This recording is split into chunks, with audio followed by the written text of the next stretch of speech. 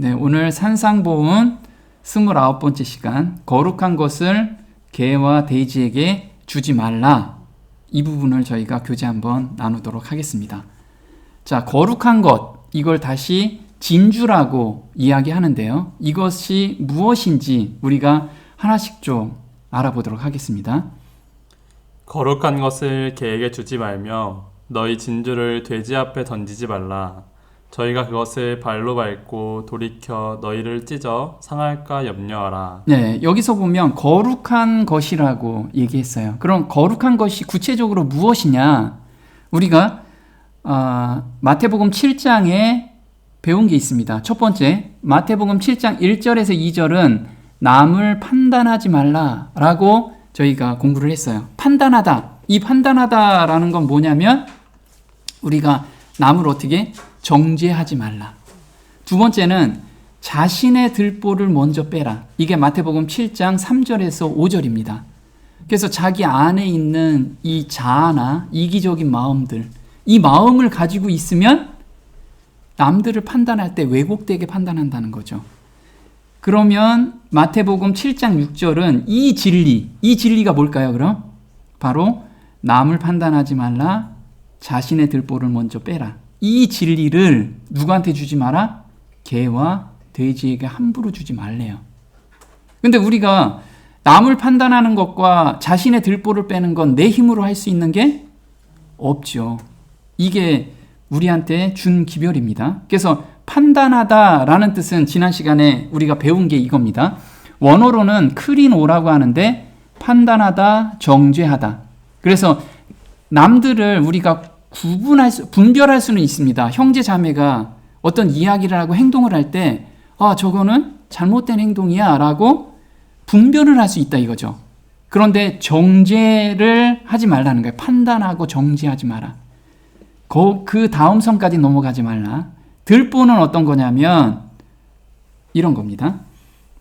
내 속에 쫓아내야 할 죄된 습관과 자존심, 자아를 높이려는 마음으로 인해서 형성된 인간적인 삶의 기준을 의미한다.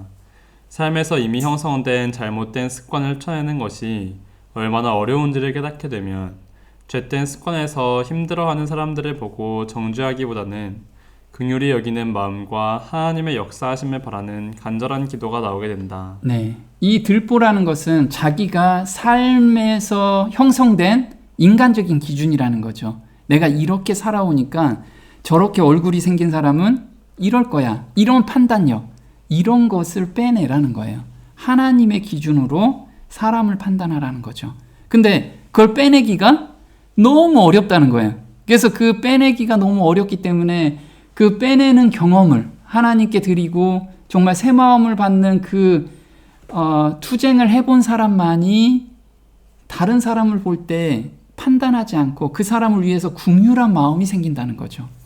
이 진리를 개와 돼지한테 주지 말라고 하는데, 그럼 개와 돼지, 진주는 무엇을 의미하는지 한번 우리가 구체적으로 볼게요. 제가 이걸 묵상하면서 제가 개와 돼지라고 생각을 해서 제가 하나님께 다시 깊이 묵상하고 기도하면서 회개했는데, 개, 돼지가 있습니다. 개, 그리고 진주가 있어요. 개는 뭐냐면 잠언 26장 11절입니다. 개가 그 토한 것을 도로 먹는 것 같이 미련한 자는 그 미련한 것을 거듭 행하느니라. 네, 개가 뭐냐면 미련한 것을 거듭 행하는 자예요. 그럼 우리가 습관적인 죄가 있잖아요. 욱하는 성질, 그리고 남을 어떤 정죄의 눈으로 바라보는 이런 거듭, 이게 죄라는 걸 아는데 회개하고 그 다음에 새 마음을 받았다고 하는데 또 다른 게 계속 나오는 거예요. 이게 바로 개와 같다라는 거예요. 그래서 미련한 것을 거듭 행하는 자가 개와 같다. 또 돼지는 어떤 건지 볼게요. 베드로후서 2장 21절입니다. 의의 도를 안 후에 받은 거룩한 명령을 저버리는 것, 돼지가 씻었다가 더러운 구덩이에 도로 누웠다 하는 말이 저에게 응하였도다. 네, 우리가 보면 개와 돼지가 비슷하죠.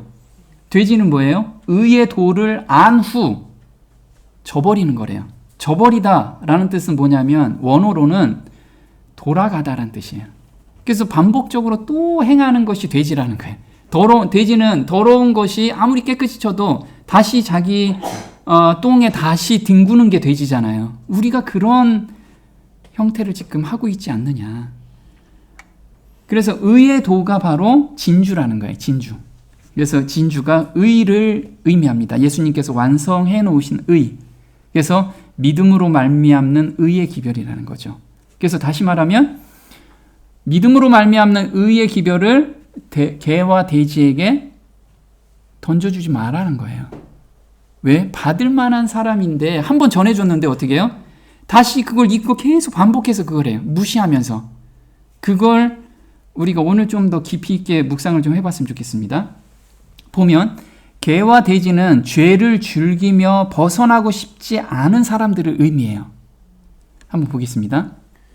예수께서는 여기서 죄의 노예가 된 상태에서 벗어나기를 바라지 않는 부류의 사람들에 관하여 말씀하신다. 그들은 부패와 부도덕에 빠짐으로써 성품이 너무나 타락하여 악에 집착하고 그것을 버리려고 하지 않는다.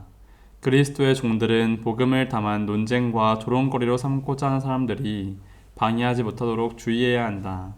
보면 죄의 노예가 된 상태에서 벗어나기를 바라지 않는 부류.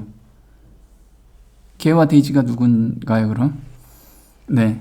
자, 우리는 지금 하나님을 섬기려는 마음, 간절한 마음도 있는데 세상과 죄를 또 즐기는 마음도 있어. 이 두 마음을 항상 가지고 가고 있더라 이거죠. 그래서 악에 집착하고 그것을 버리려고 하지 않는다. 그리스도의 종들은 복음을 다만 논쟁과 조롱거리로 삼고자 하는 사람들이 방해하지 못하도록 주의해야 한다. 그래서 이건 논리로 맞아. 이건 논리가 아니야. 논리적으로 따지는 이 논쟁에 우리가 들어가면 안 된다는 거예요.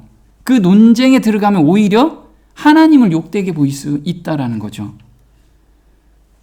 자, 죄의 노예가 된 상태에서 벗어나기를 바라지 않는 부류는 어떤 부류냐? 우리가 씨 뿌리는 비유가 있습니다. 거기에서 세 번째 가시떨기에 떨어진 씨와 같아요. 한번 볼게요. 가시떨기에 떨어졌다는 것은 말씀을 들은 자니 지내는 중 이생의 염려와 재리와 일락의 기운이 막혀 온전히 결실치 못하는 자요. 네, 보면 개와 돼지의 특징이에요. 말씀을 들은 자래요. 그래서 우리는 계속 말씀을 듣고 연구도 하고 묵상도 합니다. 그런데 무엇 때문에 막히냐면 이생의 염려, 재리와 일락의 기운이 막혀 온전히 결실치 못하는 자.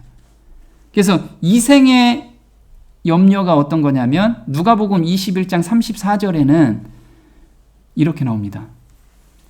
너희는 스스로 조심하라. 그렇지 않으면 방탕함과 술 취함과 생활의 염려로 마음이 둔하여지고 뜻밖의 그 날이 덕과 같이 너희에게 임하리라. 네, 예수님의 재림의 때에 재림이 곧 올 건데 우리는 다 알고 있어요. 그런데 덕과 같이 올 사람들이에요. 이 사람들은 누구냐 하면 생활의 염려로 마음이 둔하여지는 사람. 그래서 우리가 지금 생활에 뭔가 걱정 있고 거기에 마음이 뺏겨 있는 사람들, 이것이 이생의 염려라는 거죠. 또 재리라는 건 뭐냐면 디모데전서 6장 10절에 돈을 사랑함이 일만 악의 뿌리래요. 그럼 돈과 재물에 마음을 두고 있는 것은 악의 뿌리를 내가 지금 배양하고 있다라는 거예요. 이것을 사모하는 자들이 미혹을 받아 믿음에서 떠나 많은 근심으로써 자기를 찔렀도다. 그래서 지금 자기가 근심 걱정이 있는 그 뿌리는 뭐예요? 바로 돈을 사랑하는 거, 재물을 사랑하고. 이게 내가 지금 근심 걱정이 있다는 열매라는 거예요. 그 열매. 그래서 근심 걱정이 있으면 내가 이것 때문에 그래 라고 이야기하지만 실제로 가보면 돈의 문제에 들어와 있다라는 거예요. 또 일락이라는 건 디모데전서 5장 6절에 일락을 좋아하는 이는 살았으나 죽었느니라. 그래서 낙을 쫓아다니는 사람은 생명이 없다라는 거예요. 나는 그냥 움직이지만 생명이 없는 사람을 의미하고 있어요. 보면 나는 현대판 바리새인인가 이걸 한번 생각해 보자고요. 바리새인이 어떤 사람들이죠? 허식을 따라다니는 사람들입니다. 근데 챔버스라는 사람이 이렇게 썼어요. 오늘날 가장 심각한 바리새인들은 위선이 아니라 죄를 죄로 알지 못하는 무감각을 가진 자들이다. 네, 죄를 죄로 알지 못하는 무감각. 그래서 내가 지금 죄 가운데 빠졌는데 이게 죄인지를 몰라. 이게 바리새인이라는 거예요. 이게 바리새인. 그럼 우리가 지금 굉장히 민감해야 되는데 민감하지가 않아. 죄에 대해서. 보면 계시록 3장 17절에 똑같은 이야기를 반복해서 쓴 거예요. 내가 말하기를 나는 부자라 부요하여 부족한 것이 없다. 죄 안에 쑥 빠져 있는데 난 죄 안 졌어. 난 이렇게 거룩하게 사는데 이게 바리새인적인 생각이라는 거죠. 바리새인적인. 그래서 가장 희망이 없고 고침을 받을 수 없는 죄는 생각의 교만, 곧 자부심이다. 이것은 모든 성장의 길목에 서 있다. 그래서 나는 지금 거룩하게 살고 난 이 정도 살면 난 그래도 그리스도인적인 기준이 있어. 이렇게 생각하는 사람이 바로 바리새인적인 사상을 가지고 있다라는 거예요. 자, 죄에 대한 형벌은 그 죄에 익숙해져서 죄인 줄을 모르는 것. 이게 너무 제가 보면서 우리가 나중에 죄는 형벌을 받죠. 그래서 예수님께서 재림하시고 심판할 때 우리가 형벌을 받는다고 생각해요. 사실 그보다 먼저 죄인지를 모르는 것이 형벌이라는 거예요. 그래서 그 죄 가운데 푹 빠져서 거기에 그냥 헤매고 있는 거, 거기를 즐기고 있는 것이 형벌이라는 거예요. 형벌. 한번 볼게요. 죄에 대한 형벌은 그 죄가 결과를 맺는 것이다. 죄를 징벌하는 것은 하나님만이 아니다. 죄 자체가 열매를 맺음으로써 그 죄로 인한 깊은 고통을 얻는 것이다. 죄로 인한 형벌이란 점점 그 죄에 익숙해져서 그것이 죄인 줄을 알지 못하게 되는 것이다. 네. 그래서 우리는 여기에 빠질 가능성이 너무 크다는 거예요. 저도 그래서 내가 죄인지를 모르고 사는 것이 너무 많구나. 이걸 지금 보면서 묵상하면서 제가 하나님께 계속 죄를 보여달라고, 좀 더 깊은 죄를 보여달라고 그렇게 기도가 나오더라고요. 지금 보면 뭐가 나오죠? 상처가 있어요. 지금 상처를 꼬맸어요. 그러면 상처를 꼬맸을 때 상처는 치료할 수 있지만 뭐가 남아요? 흉터가 남아요. 그래서 죄는 반드시 뭐가 남아요? 흉터가 남아요. 죄는.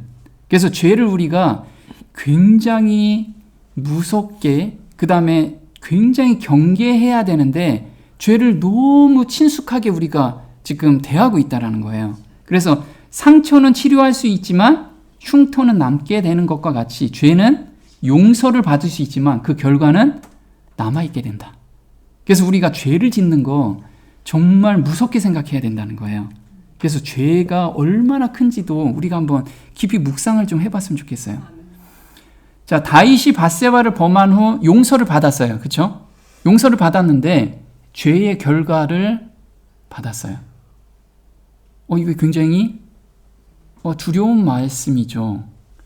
그래서 보면 사무엘하 12장 11절에 이렇게 나와 있어요. 주가 이같이 말하노라. 보라, 내가 내 집에서 너를 대적하는 악을 일으키리라. 내가 내 눈앞에서 내 아내들을 취하여 내 이웃에게 주리니 그가 대낮에 내 아내들과 더불어 동침하리라. 내가 그 일을 은밀히 행하였으나 나는 이 일을 온 이스라엘 앞에서 대낮에 행하리라 하셨나이다. 네, 다윗이 밧세바를 범하고 나서 용서를 받았습니다. 그 다음에 죄의 결과를 받은 게 뭐냐면 자기의 첩들을 밝은 대낮에 범하는 그런 일이 벌어졌어요. 이게 결과예요. 근데 어떻게 이 결과가 이루어졌냐? 또 한 가지 결과는 다윗이 난 첫 아기가 죽게 돼요. 또 아들이 반역을 해요. 이건 뭐냐면 아들이 그 아버지가 정말 하나님을 믿는 사람이라고 존경하고 살았어요. 근데 나중에 보니까 밧세바라는 여인을 범했어요. 거기에서 아버지에 대한 신뢰가 완전히 무너진 거예요. 이렇게 죄의 결과, 용서는 받지만 그 영향을 미친 사람들한테는 그 결과가 반드시 돌아온다는 거예요. 그래서 죄는 정말 우리가 굉장히 두려워해야 된다는 거예요. 경계해야 되고. 그래서 보면 압살롬의 반역인데 이에 사람들이 압살롬을 위하여 지붕에 장막을 치니 압살롬이 온 이스라엘 무리의 눈앞에서 그 부친의 후궁들로 더불어 동침하니라. 이게 사무엘하 16장 22절이에요. 이 압살롬의 책사가 있어요. 책사가 다윗하고 완전히 등을 돌린 것을 보여주기 위해서 이걸 계략을 꾸몄던 거예요. 그래서 이게 예언이 설치가 된 거죠. 또 첫 아이가 죽음을 당하는데 이게 사무엘하 12장 14절에 이 일로 인하여 여호와의 원수로 크게 회방할 거리를 얻게 하였으니 당신의 낳은 아이가 정령 죽으리이다. 그래서 여기서 원수로 크게 회방할 거리. 그래서 다윗을 존경하고 믿었던 사람들이 다 등을 돌리게 된 거예요. 그래서 엄청난 반역이 올라왔고 그 다음에 사람들이 다윗은 이제 더 이상 크게 막 신뢰를 안 했게 되는 그런 마음이 생기게 된 거예요. 그래서 이런 죄를 우리가 정말 무서워해야 돼요. 죄의 영향은 3대까지 미치게 된다. 하나님께서 그렇게 말씀하셨어요. 출애굽기 20장 5절에 킹 제임스 버전에 이렇게 나옵니다. 너는 그것들에게 절하지 말고 그것들을 섬기지 말지니라. 이는 나 주 너희 하나님은 질투하는 하나님이니 나를 미워하는 자들의 3, 4대까지 그 아비들의 죄악을 자식들에게 미치게 하고. 네, 그래서 하나님을 떠나서 이방신 그리고 우리가 섬기는 우상들이 많죠. 우리 마음속에 섬기는 우상들이 많습니다. 그 우상들을 섬기지 말라라고 말씀하세요. 그걸 섬기게 되면 그 죄의 결과가 너희 자손들한테 3, 4대까지 이게 물림을 받을 거야. 근데 하나님께서는 아버지가 죄를 졌다고 자식한테 그 죄를 물리진 않으시잖아요. 뭐라고 나오냐면 에스겔서 18장 2절에 이렇게 나옵니다. 너희가 이스라엘 땅에 대한 속담에 이르기를 아비가 신 포도를 먹었으므로 아들의 이가 시다고 하면 어찌미뇨. 모든 영혼이 다 내게 속한지라. 아비의 영혼이 내게 속함같이 아들의 영혼도 내게 속하였나니 범죄하는 그 영혼이 죽으리라. 네, 여기서 말하는 건 무엇이냐면 아버지의 죄가 아들까지 넘어가지 않는다. 그런데 아버지의 그 죄된 그 행동이 아들이 보고 자라면 그렇게 그걸 따라서 한다는 거예요. 그 영향을 3, 4대까지 간다는 거예요. 그래서 이렇게 술꾼이 아버지가 술꾼이면 그 아들도 그 자식들도 술꾼이 될 확률이 높다라는 거예요. 자식들에게 미치는 부모들의 죄의 영향력이 심각함을 묘사한 것이다. 예를 들면 부모의 알코올 중독이나 약물 중독 그리고 잘못된 성생활 때문에 2세가 기형아로 태어나거나 성병으로 고통당하는 것 등이 이러한 경우에 해당한다고 볼 수 있다. 그래서 우리가 자식들이 그 예수님을 잘 안 믿어요. 그 안 믿는 이유가 부모님들이 예수님을 믿는 걸 보니까 저런 예수님, 저런 하나님 나 믿고 싶지 않아. 이게 대물림을 받는 거예요. 그래서 우리 삶이 정말 영향을 자손들한테 다 미쳐진다는 거예요. 자, 그럼 우리 현재 상태가 어떤가요? 제가 지금 우리 각자입니다. 그리고 예수님의 성품이 여기까지 있어요. 그럼 나는 지금 어느 상태인지 한번 볼게요. 처음에 돌같이 굳은 상태예요. 돌같이 굳은 상태. 두 번째는 무감각한 상태. 세 번째는 예수님하고 가장 가까운 상태가 뭐죠? 내가 거룩하게 사는 거. 네. 자, 거룩하게 사는 거. 예수님은 물론 그걸 원하세요. 근데 우리는 거룩하게 살 수가 없습니다. 그래서 죄에 대해서 내가 벗어날 수 없는 애통하고 회개하는 마음, 그리고 헌신하는 마음, 이때가 가장 예수님하고 가까운 때라는 거예요. 그러면 돌같이 굳은 상태가 어떤 건지 한번 볼게요. 돌같이 굳은 상태는 양심을 깨우는 말씀이 들어오면 조롱하는 마음이에요. 받아들이려고 하는 게 아니고 조롱해. 이 마음 상태라면 우린 지금 돌같이 굳은 상태라는 거예요. 한번 볼게요. 또 어떤 이들은 조롱하여 가로되 저희가 새 술에 취하였다 하더라.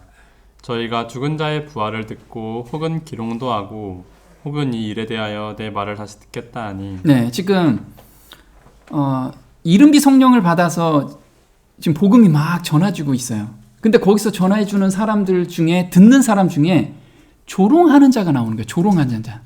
어째 술 취해서 저렇다. 우리가 앞으로 늦은 비를 내렸을 때 똑같은 상황이 나올 거라는 거죠. 받을 사람과 받지 못할 사람. 받지 못할 사람은 조롱하게 돼 있다 이거예요. 그리고 사도행전 17장에는 저희가 죽은 자의 부활을 듣고 혹은 기롱도 하고, 그래서 부활한 예수님을 지금 기별을 전하고 있는데 기롱하고 있다 이거예요. 조롱하고 있다는. 그래서 베드로후서 3장 3절에 이렇게 나옵니다. 먼저 이것을 알지니 말세에 기롱하는 자들이 와서 자기의 정욕을 쫓아 행하며 기롱하여 가로되 주의 강림하신다는 약속이 어디 있느뇨. 조상들이 잔으로부터 만물이 처음 창조될 때까지 때와 같이 그냥 있다 하니 이는 하늘이 애적부터 있는 것과 땅이 물에서 나와 물로 성립한 것도 하나님의 말씀으로 된 것을 저희가 불어 잊으려 함이로다. 네. 보면 말세, 우리가 지금 말세라고 얘기하죠. 말세에 기롱하는 자들이 엄청나게 나올 거예요. 앞으로 기롱하는 자들이 많이 나올 건데, 왜 기롱하냐면 자기의 정욕을 쫓아 행하며, 그래서 자기 마음대로 살고 싶은데 말씀이 들어오면 자기 마음대로 못 살잖아요. 그래서 에이 그런 게 어딨어, 이렇게 불어 잊으려고 한다는 거예요. 마음에서 불어 잊으려고.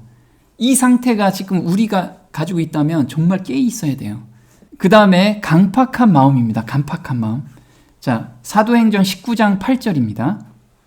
바울이 회당에 들어가 석 달 동안을 담대히 하나님 나라에 대하여 강론하며 권면하되 어떤 사람들은 마음이 굳어 순종치 않고 무리 앞에서 이 돌을 비방하거늘 바울이 그들을 떠나 제자들을 따로 세우고 두란노 서원에서 날마다 강론하여. 네, 이 상태가 점점 가면 마음이 굳어진다는 거예요.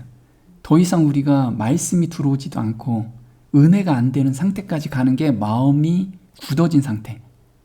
우리가 여기까지 가면 정말 이때는 회개할 마음이 전혀 안 생긴다는 거예요. 그래서 우리가 마음이 굳다라는 건 강팍하다, 굳어지다라는 뜻인데요. 히브리서 4장 7절에 오늘 너희가 그의 음성을 듣거든 너희 마음을 강팍해 말라 하였나니. 그래서 성령의 음성이 들어오는데 계속해서 우리가 거부하면 이게 쌓이면 강팍해지고 마음이 굳어진다는 거예요.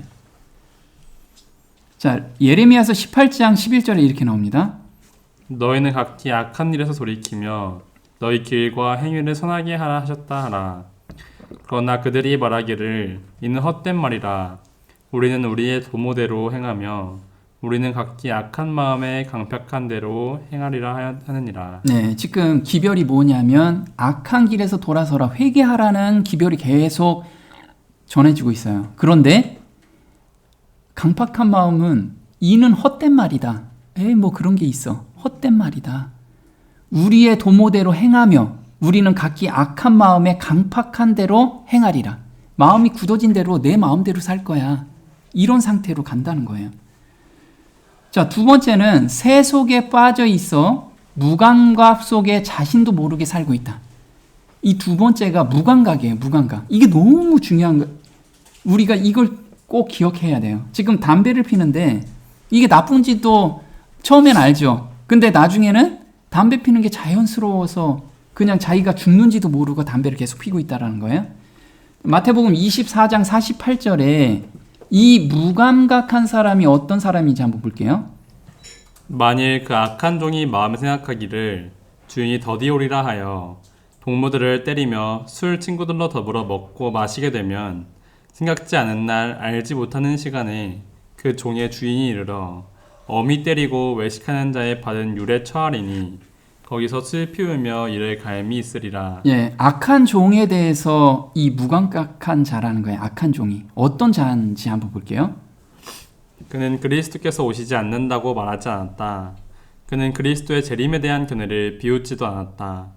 그러나 행동과 말로써 또는 마음속으로 주의 오심이 지체되리라고 선언한다. 예, 여기서 보면 말로는 재림이 곧 오시지, 예수님이 곧 오실 거야 얘기는 하는데 행동으로는 앞으로 100년 살 것처럼 집 엄청나게 돈 벌고 이러고 있다라는 거예요. 그럼 사람들이 볼 때 재림 곧 오실 거야 하면서 나는 100년 살 거를 준비하고 있는 이런 마음 상태에서 사람들이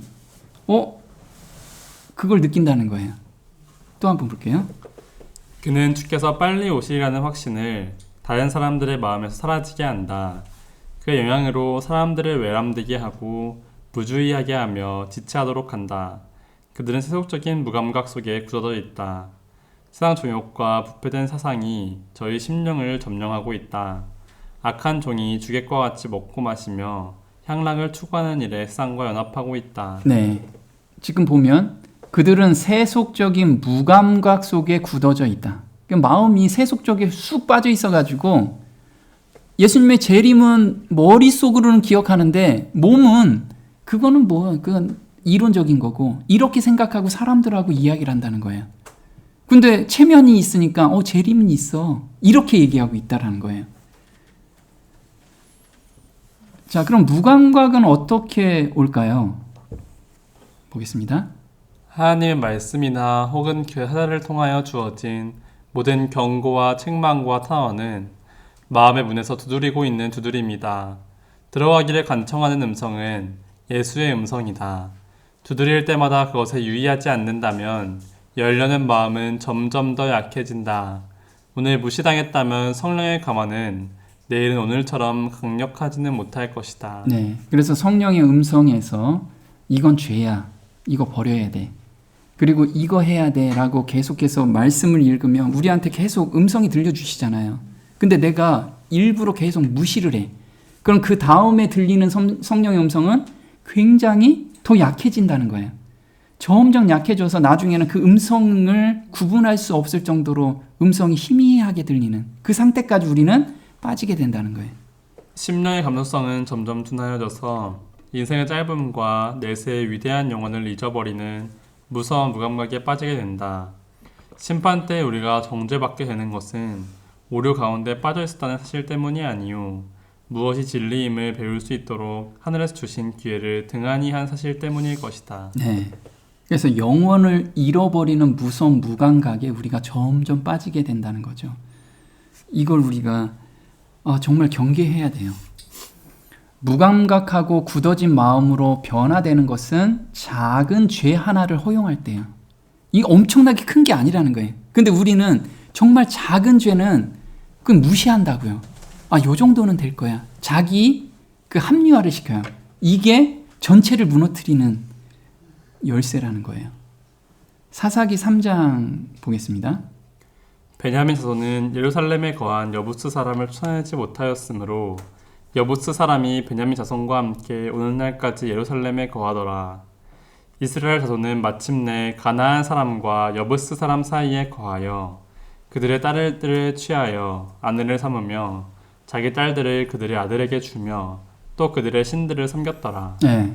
사사기 시대에 예루살렘 그 베냐민 자손들이 여부스 사람들 그 족속을 다 몰아내고 진멸하라고 얘기했어요. 근데 진멸을 하지 않았어. 그래서 1장에서는 쫓아내라고 했는데 쫓아내지 못했고 5장에 가서 보니까 여부스 사람들하고 이제 친해졌어요. 그래서 이제 결혼까지 하게 됐어. 결혼하고 그 다음에 뭐예요?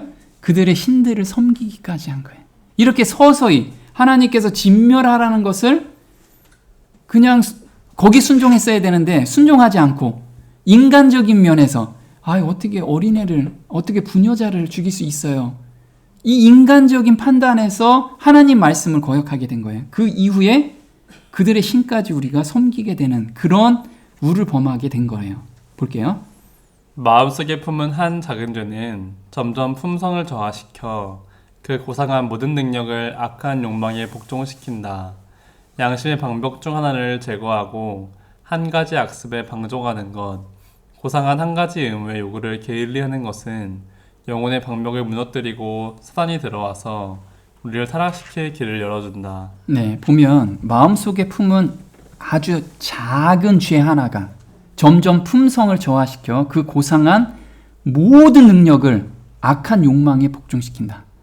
그래서 우리가 지금 죄된 습성에서 벗어나고 싶은데 엄청나게 크게 내가 갈고 닦아야 된다. 이게 아니에요. 작은 거 하나를 우리가 온전히 거기에 하나님께 순종하고 헌신으로 거기에서 새 마음을 받는 그 경험이 있지 않으면 모든 것이 다 무너진다는 거예요. 그 작은 죄 하나가. 자, 지극히 작은 죄 하나를 허용할 때 멸망의 몸통이 들어온다는 거예요.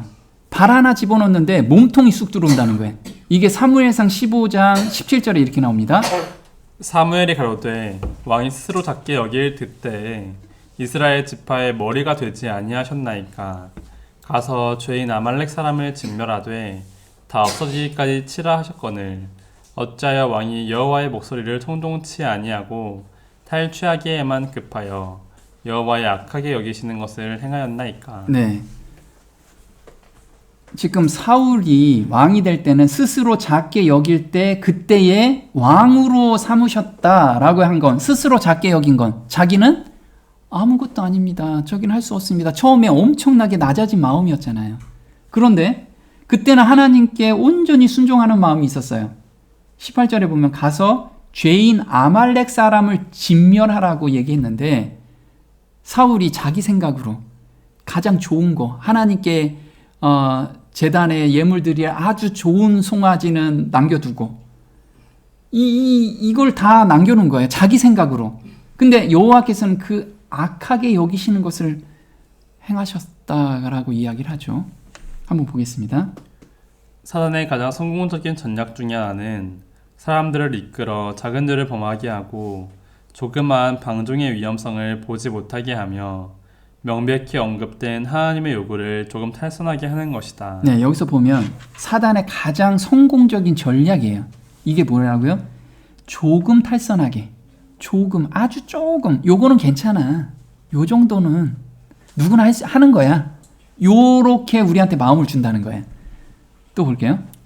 어떤 큰 죄악을 보고는 두려워 움츠리는 많은 사람들이 작은 일에 죄를 범하는 것은 대수롭지 않게 생각하곤 하지만 이 작은 죄들이 영혼의 경건 생활을 잠식하고 있다. 의에서 벗어난 길에 들여놓은 발은 사망으로 끝나는 넓은 길을 향하고 있는 것이다. 일단 퇴행성 운동이 시작되면 그것이 어디에 가서 끝나게 될지 아무도 말할 수가 없다. 네, 일단 작은 것을 허락하면 그 다음부터는 걷잡을 수 없이 큰 것들이 다 무너진다는 거죠. 작은 죄 하나를 허락하면 올무가 되어 죽게 된다. 자, 신명기 7장 16절에 이렇게 나옵니다. 내 하나님 여호와께서 내게 붙이신 모든 민족을 내 눈이 긍휼히 보지 말고 진멸하고 그 신을 섬기지 말라. 그것이 내게 올무가 되리라. 내가 혹시 심중에 이르기를 이 민족들이 나보다 많으니 내가 어찌 그를 쫓아낼 수 있으리요. 네, 여기서 보면 하나님께서 말씀하시는 거는 긍휼히 보지 말고 진멸하고 그 신을 섬기지 말라. 만약 진멸하지 않으면 내게 올무가 된대요. 그럼 나한테 들어오는 죄된 생각과 작은 거 하나라도 허락하지 말라는 거예요, 우리한테. 그게 올무가 될 거라는 거죠. 그럼 올무라는 건 뭐냐면 원어로는 미끼를 놓다 유혹하다라는 뜻이에요. 그래서 이 단어는 특별히 은유적인 언어로 완전히 구비된 덫이나 함정을 나타낸다. 그래서 우리가 작은 죄 하나 허락하잖아요. 사단은 모든 것을 구비해 놓고 우리한테 덤벼드는 거예요, 이게. 그냥 작은 죄 하나가 아니에요. 누구나 빠지기 쉬운 습관적인 죄를 가지고 있다. 사단은 누구보다도 연약한 부분을 잘 알고 있으며 어떻게 유혹하면 넘어가는 줄도 알고 있다. 이 유혹에 반복해서 넘어질 때 신앙이 흔들리고 침륜에 빠지게 된다. 이게 우리가 겪는 거예요. 사단은 누구보다도 우리를 잘 알고 있어요. 나보다 더 잘 알고 있어. 어떨 때 넘어지는지를. 그래서 그들이 까닭 없이 나를 잡으려고 그들의 그물을 웅덩이에 숨기며 까닭 없이 내 생명을 해하려고 함정을 파싸우니. 시편 35편 7절이에요. 그래서 내 주변에 있는 모든 환경, 내 안에서 올라오는 이 모든 것은 사단이 지금 다 조종하고 있다라는 거 우리가 항상 잊지 말아야 된다는 거예요. 자, 제가 죄의 크기 이걸 한번 생각해 봤어요. 어떤 분하고 이제 상담을 하고 있는데 죄의 크기가 어느 정도일까요? 그래서 우리가 마태복음 5장 22절에 요 죄의 크기는 어느 정도일까? 한번 생각해 봤으면 좋겠습니다. 볼게요. 누구든지 형제에게 이유 없이 화내는 사람은 재판에 맞고 자기 형제를 어리석다고 욕하는 사람은 법정에 끌려가게 될 것이며 이 미련한 놈아 하고 말하는 사람은 지옥불에 들어갈 것이다. 네, 여기서 보면 이건 누구를 살인한 것도 아니고 사기친 것도 아니에요. 그냥 야, 이 미련한 놈아 이 말 한마디 한 거예요. 이게 지옥불에 들어갈 정도로 큰 죄래요. 우리가 가슴에 와닿나요? 그래서 제가 생각해 봤어요. 요 죄는 요 정도 사과 크기 정도의 죄일까? 죄가? 또 더 크면 우리 집만한 크기일까? 죄가? 또 생각해 봤어요. 지구보다 클까? 저 죄 조그만 죄가 네, 우주보다 더 커요. 이 죄가 우주보다 더 크다고. 그래서 이 죄를 용서를 받으려면 우주를 팔아도 용서가 안 돼. 이 작은 죄 하나가. 근데 우리는 살인해야지만 큰 죄라고 생각하는데 사실 미련한 놈아 라고 한 것이 우주를 팔아도 해결 안 되는 죄라는 거예요. 그래서 이 죄를 통해서 이 죄를 해결하려면 창조주가 죽어야 돼요. 그래야지만 이 죄를 갚을 수 있어. 그렇게 큰 죄라는 거예요, 이게. 그래서 한번 보겠습니다. 아담과 하와는 선악을 알게 하는 실과를 따먹은 죄로 말미암아 하나님의 아들이 죽어야만 용서를 받을 수 있었다. 아무리 작은 죄라도 그 크기는 우주보다 크신 하나님의 아들이 죽어야만 값을 치를 수 있다. 이런 죄의 크기를 알게 된다면 스스로 죄를 해결하는 마음보다는 하나님께 피하게 된다. 네. 그래서 우리는 내가 뭔가를 해결하려고 해요. 죄를. 아니, 우주보다 더 큰 죄인데 이걸 내가 어떻게 해결하냐고.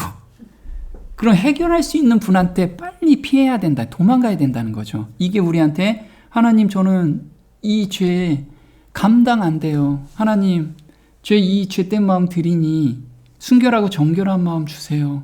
이걸 간절히 매달리는 마음이 훨씬 더 많이 생긴다는 거예요. 이게 죄의 크기를 우리가 가늠한다면. 보면 아담과 하와는요 살인하지 않았어요. 선악과를 알게 하는 나무 열매를 따먹지 말라고 그거 어겼어요. 그 어긴 거 가지고 누가 죽어야 돼요? 하나님의 아들이 죽은 거예요. 그것 때문에. 그 작은 죄라고 생각하는 그 하나 때문에 하나님의 아들이 죽었는데 우리는 미련한 놈아 이 하나가 얼마나 큰 죄라는지 우리가 좀 항상 인식을 좀 해야 될 것 같다는 거죠.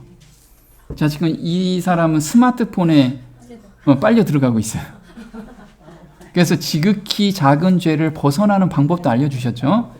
자, 사무엘상 7장 3절에 이렇게 나옵니다. 너희가 전심으로 여호와께 돌아오려거든 이방 신들과 아스타롯을 너희 중에서 제하고 너희 마음을 여호와께로 향하여 그만 섬기라. 너희를 블레셋 사람의 손에서 건져내시리라. 보면요, 전심으로 여호와께 돌아오려거든. 정말 원한다면 뭐 하래요? 제하래요. 너희 마음속에 이 아스롯을 너희 중에서 제하래요. 정말 간절히 원한다면. 이 제하다라는 뜻은 뭐냐면 고개를 돌리다라는 뜻이에요. 자, 스마트폰 이거 너무 힘들어요. 저 여기서 빠져나가고 싶어요. 그럼 어떻게 하래요? 돌아서래요. 네, 스마트폰 내려놓으래 그냥. 아주 간단한 방법이야. 근데 이거 자꾸 우리는 맨날 기도하잖아요. 여기서 해방해달라고. 아니 간단한 방법. 돌아서라. 그럼 되는 거야. 그래서 보면 죄의 통로가 될 수 있는 문에서 눈을 돌려라. 디모데전서 6장 11절에 이렇게 나옵니다. 오직 너 하나님의 사람아 이것들을 피하고 의와 경건과 믿음과 사랑과 인내와 온유를 좇으며 믿음의 선한 싸움을 싸우라. 네, 여기서 피하다라는 뜻이 고개를 돌리다. 피하라는 거예요. 이게 믿음의 선한 싸움이라는 거예요. 그래서 이 피하다라는 것은 다시 원어로 보면 피하는 일을 습관으로 삼으라. 이 뜻이 피하는 일을 습관으로 삼으래요. 그래서 헬라어 원문에는 습관적이고 지속적인 태도와 행동을 의미한다. 한번 내가 안 봐. 이게 아니고요. 지속적으로 안 보라는 거예요. 지속적으로 돌아서라는 거예요. 지속적으로. 섬기다라는 뜻은 순종하다라는 뜻이에요. 순종하다. 그래서 하나님 말씀에 이거에 순종하라는 거예요. 진짜 원한다면, 돌아서기를 전심으로 원한다면 돌아서라. 간단하다. 우리가 그 금식기도 안 해도 돼. 돌아서면 돼. 돌아서면. 자, 하나님께서 새 마음을 주셔서 이기게 하셨던 기적을 기억하고 기억하라. 지금 기억하고 또 기억하래요. 자, 신명기 7장 17절 아까 읽은 거 그 다음 절까지 한번 볼게요. 내가 혹 내 마음에 말하기를 이 민족들이 나보다 많으니 내가 어찌 그들을 쳐낼 수 있을까 할지 모르나 너는 그들을 두려워하지 말고 주 너희 하나님께서 파라오와 온 이집트에 하신 일을 잘 기억할 것이며 주 너희 하나님께서 너를 인도하여 내실 때 내 눈으로 보았던 큰 시험들과 표적들과 이적들과 강력한 손과 편 팔을 기억하라. 주 너희 하나님께서는 내가 두려워하는 모든 민족들에게도 그렇게 하실 것이니라. 네, 우리가 흔히들 이렇게 이야기해요. 이 민족들이 나보다 많으니 내가 어찌 그들을 쫓아낼 수 있을까? 내 안에서 올라오는 죄된 습성. 이거 도저히 안 돼요. 저 계속해서 빠지고 있어요. 이렇게 하지 말라. 왜? 내가 이집트에서 하신 일을, 내가 한 일을 잘 기억해봐라. 너가 한 일이 하나도 없다. 나한테 온전히 의지하면 내가 해줬잖냐. 그러면 지금도 내가 할 거다. 그걸 믿어라. 지금 이걸 저희한테 말씀을 해주고 계십니다. 그래서 아까 개와 돼지한테 던져주지 마라 라는 것은 내가 그 마음이 지금 개와 돼지의 마음이지 않느냐. 그래서 성령의 음성이 오늘 저희한테 들릴 때 정말 거기에 순종할 때 개와 돼지가 안 된다는 거예요. 그래서 이걸 우리가 명심하는 삶이 됐으면 좋겠습니다. 네, 오늘 여기까지 하겠습니다.